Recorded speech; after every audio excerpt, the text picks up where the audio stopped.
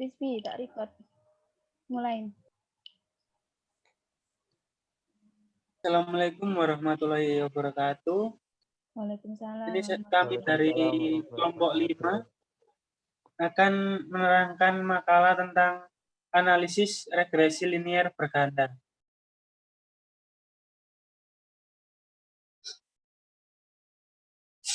Pengertian regresi linier. Analisis regresi linier adalah suatu metode atau teknik analisis hipotesis dalam penelitiannya untuk menguji ada tidaknya pengaruh antara variabel satu dengan variabel lainnya yang dapat dinyatakan dalam bentuk persamaan matematik regresi.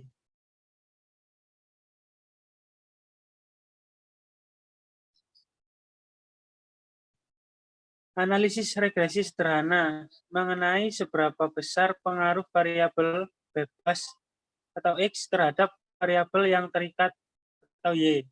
Besar kecilnya pengaruh variabel bebas terhadap variabel terkait ditentukan oleh koefisien regresi. Sedangkan analisis regresi ganda adalah suatu pengembangan dari analisis regresi yang sederhana. Berikut ini adalah persamaan untuk regresi linier berganda. Y sama dengan A plus B1 kali X1 tambah B2 kali X2 titik N. Keterangan persamaan. Y adalah untuk variabel bebas. A adalah untuk konstanta. B adalah untuk koefisien regresi. X1 adalah variabel bebas pertama. X2 adalah variabel bebas 2.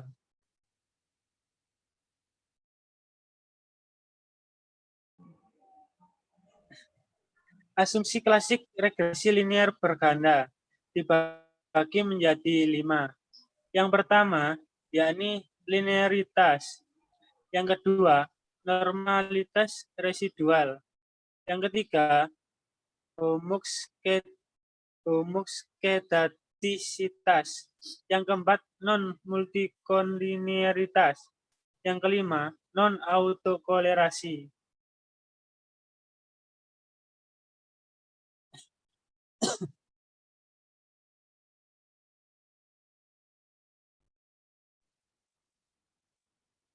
Uji signifikasi. Uji signifikasi ini dilakukan untuk mengetahui apakah model regresi tersebut signifikan atau tidak. Maksud dari signifikan ini nyata atau tidak, ada atau tidak.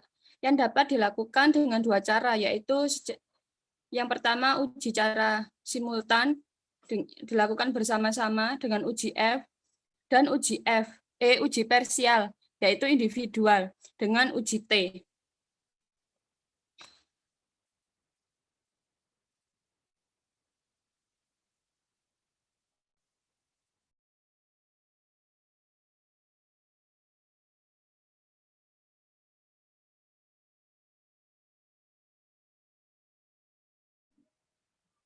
Next, Taran. Tania. Uji F itu Payandi. Ini kan masih penjelasan. Ini masih penjelasan.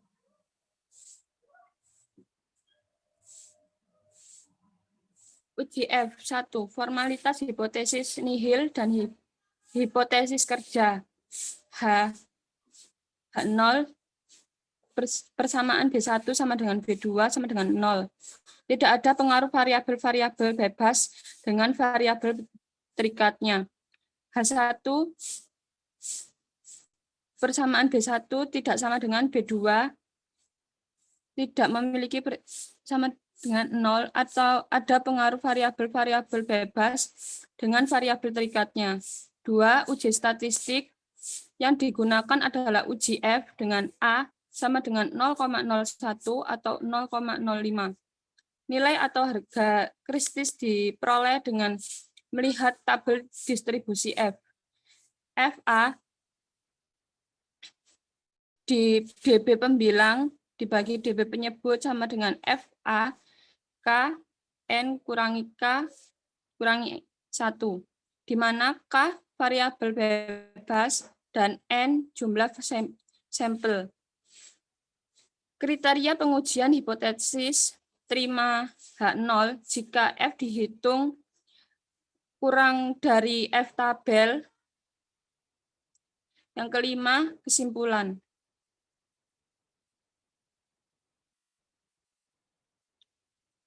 Uji T, proses pengujian. 1. Formulasi hipotesis nihil dan hipotesis kerja. H0 bagi BK sama dengan 0, tidak ada pengaruh variabel bebas K terhadap variabel Y. H1 bagi BK tidak sama dengan 0, ada pengaruh variabel bebas K terhadap variabel Y. Yang kedua, variabel statistik yang digunakan adalah uji T dengan A sama dengan 0,01 atau 0,05. Yang ketiga, nilai atau harga kritis diperoleh dengan melihat tabel distribusi T. 4.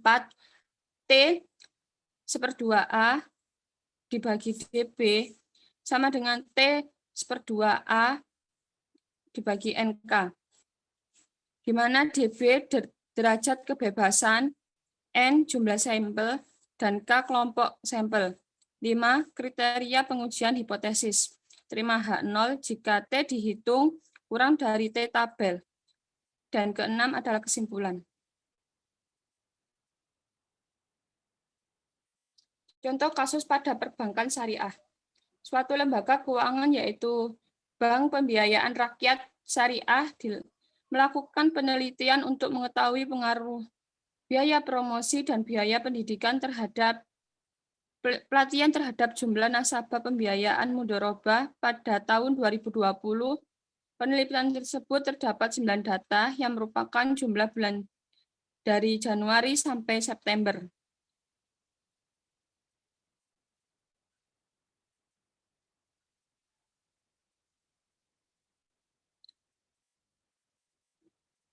Nomor pada bulan Januari, biaya promosi 140 dan biaya diklat 485. Jumlah nasabah pembiayaan mudharabah 341. Kedua, pada bulan Februari, biaya promosi seharga 272 dan biaya diklat 453. Jumlah nasabah pembiayaan mudharabah 351. Yang ketiga, Maret, biaya promosi 400, biaya diklat 632. Jumlah nasabah pembiayaan mudharabah 350. Yang keempat, bulan April. Biaya promosi 557, biaya diklat 706. Jumlah nasabah pembiayaan mudharabah 335. Yang keempat, bulan April. Yang kelima, bulan Mei, biaya promosi 719, biaya diklat 821, jumlah nasabah pembiayaan 320. Bulan Juni, 854, biaya diklat 863, jumlah nasabah pembiayaan 316. Untuk bulan Juli, biaya promosi 954, biaya diklat 908, dan jumlah nasabah pembiayaan mudharabah 307. Untuk bulan Agustus, biaya promosi 1078, biaya diklat 986,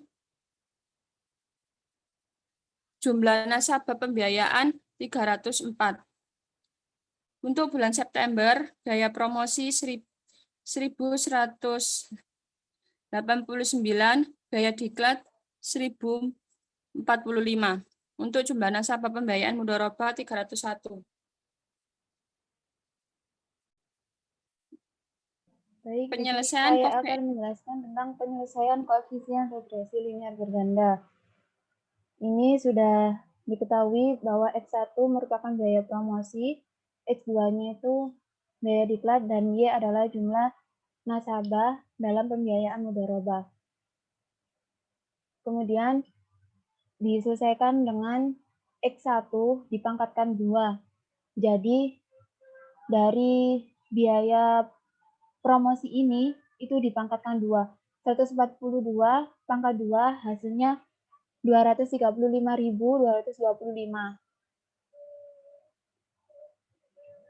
Kemudian yang sampai bawahnya itu sama. X1-nya dikuadratkan dan memperoleh hasil Rp5.296.031. Kemudian X2-nya juga dipangkatkan 2 dari biaya diklatnya ini. Misalkan 482 dikuadratkan menjadi 235.225 rupiah. Itu sama caranya ke bawah sama. Kemudian dijumlah mendapatkan jumlah 5.645.789.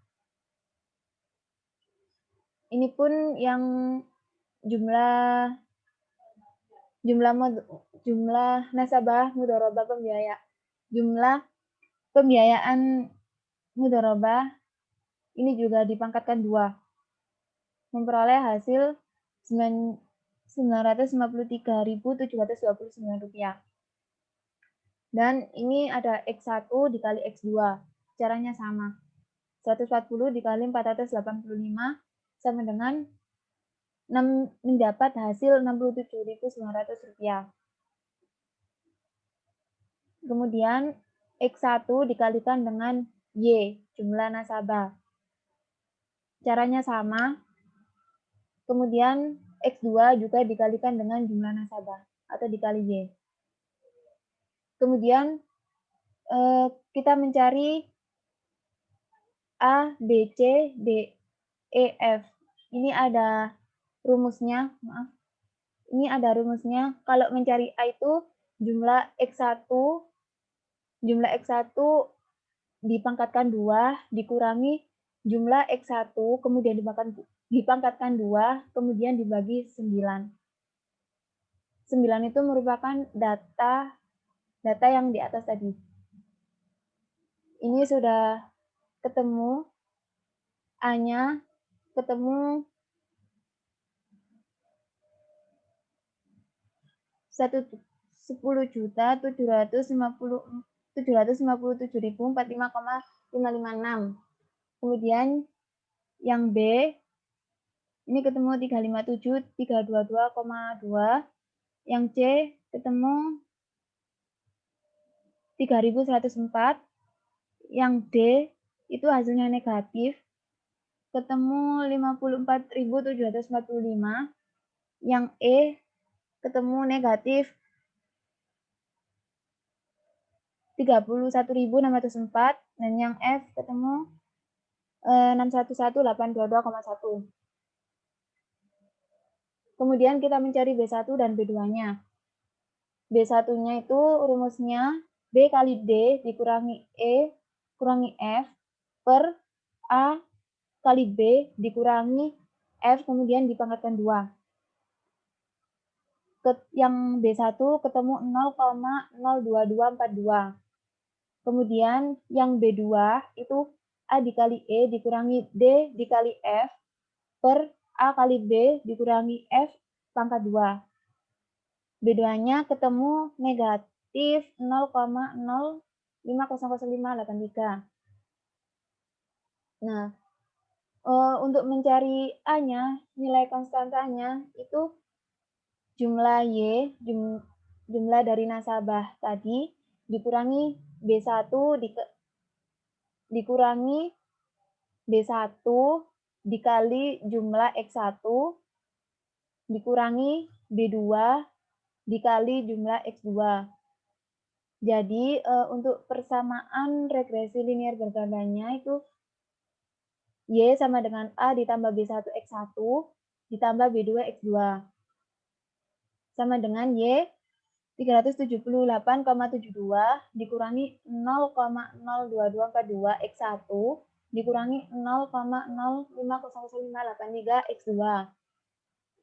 Jadi interpretasinya pengaruh antara biaya promosi dan biaya diklat terhadap jumlah nasabah pembiayaan mudharabah, yaitu yang pertama, jika variabel biaya promosi meningkat satu satuan dengan asumsi variabel biaya diklat tetap, maka jumlah nasabah pembiayaan mudharabah akan menurun 0,02242. Yang kedua, jika variabel biaya diklat meningkat satu satuan dengan asumsi variabel biaya promosi tetap, maka jumlah nasabah pembiayaan mudharabah akan menurun, yaitu 0,0500583.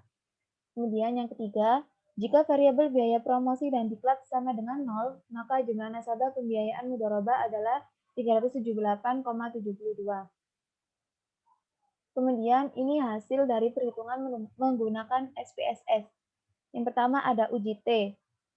Uji T ini bisa dilihat di nilai F-nya itu mendapat 28,612 dengan nilai signifikan 0,001. Jadi dapat ditarik kesimpulan bahwa biaya promosi dan biaya diklat secara simultan bersama-sama mempunyai pengaruh terhadap jumlah nasabah pembiayaan mudharabah. Jadi itu bisa dilihat nilai signifikannya itu kurang dari 0,5. Jadi mempunyai pengaruh terhadap jumlah nasabah dengan pembiayaan mudharabah. Dengan demikian H1 dapat diterima.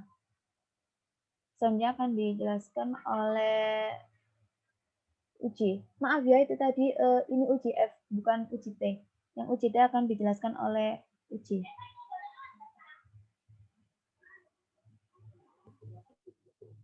Selanjutnya itu uji T.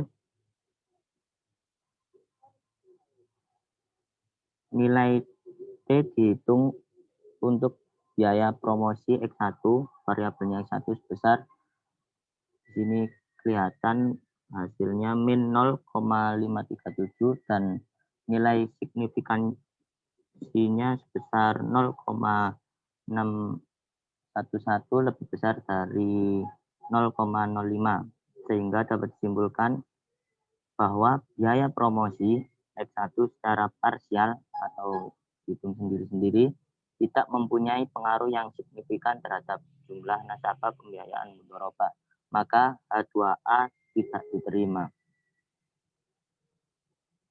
Next.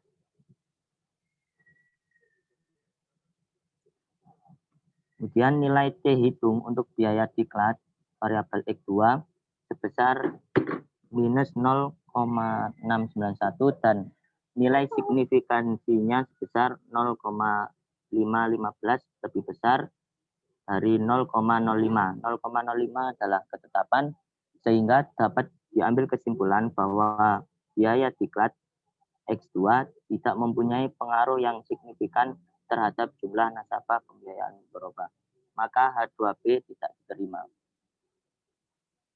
Next. Uji beta. Beta pada biaya diklat merupakan nilai yang besar dibandingkan dengan nilai beta pada biaya promosi. Maka dapat disimpulkan bahwa biaya diklat X1 mempunyai pengaruh dominan terhadap jumlah nasabah pembiayaan mudharabah.